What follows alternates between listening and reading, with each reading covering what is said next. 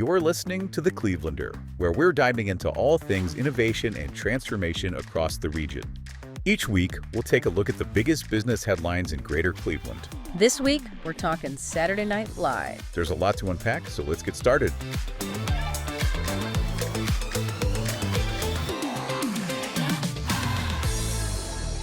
Boy, do we have a fun one today. Yeah, we do. As you may have seen, on May 23rd, the Rock and Roll Hall of Fame launched their newest exhibit, SNL, Ladies and Gentlemen, 50 Years of Music. Now, I've got to say, I love the Rock Hall. They have put out some fantastic exhibits over the years, but this one just might be my favorite. And if you're a fan of Saturday Night Live, you might be saying the same. I mean, it's just incredible from start to finish. The Rock Hall team worked with Saturday Night Live to curate this exhibit, and whether you're a passive fan or an SNL diehard, chances are there's something in here for you. Now, as soon as you get down to the exhibit floor, you're greeted with this massive Saturday Night Live sign, which is actually the sign that was over the stage for the SNL 50 homecoming concert at Radio City Music Hall. So cool. Yeah, so cool. And to enter the exhibit, just beneath that sign, you walk through the famous Studio 8H doors, and from there you are just fully immersed in 50 years of music history. Yeah, and as soon as you walk in, you're just surrounded by this incredible mixed media tribute with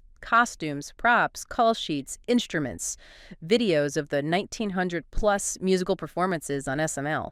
And it's also the only place where you can view the entire musical performance archives from Saturday Night Live. And also in the exhibit, you can find a recreation of that main stage where all of those performances took place, which also includes a digital backdrop with the entry stairs and bandstand and just so much detail that it's like you're actually there. And what about some of the other exhibits? What can folks expect to see? Yeah, like we said up top, there are just so many iconic artifacts throughout this exhibit with broad appeal across generations and musical tastes. I mean, there's everything from Debbie Harry's jumpsuit to handwritten Paul McCartney lyrics, outfits from Sabrina Carpenter, Billie Eilish, Taylor Swift. And then, of course, there's the musical sketches. So we've got Wayne and Garth's costumes from Wayne's World, Eddie Murphy's robe from James Brown's Celebrity Hot Tub, Fred Armisen's Prince costume, Adam Sandler's Opera Man, Will Ferrell's Gene Frankel costume from that forever iconic More Cowbell sketch, including the cowbell.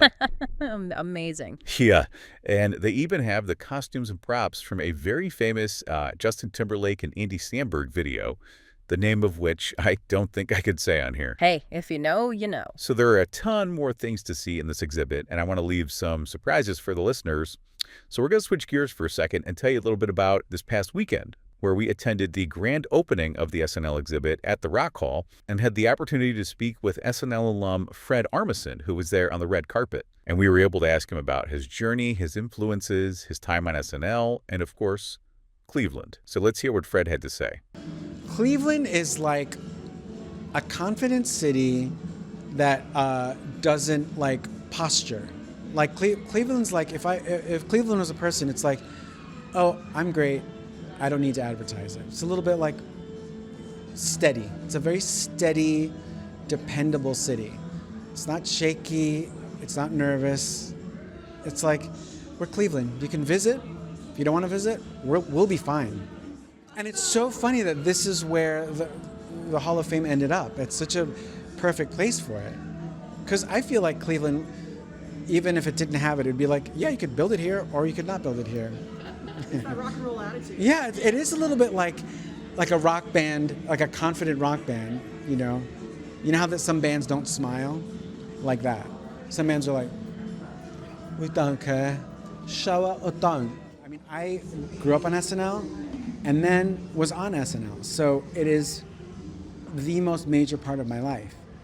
And what spoke to me most when I was growing up were the musical acts.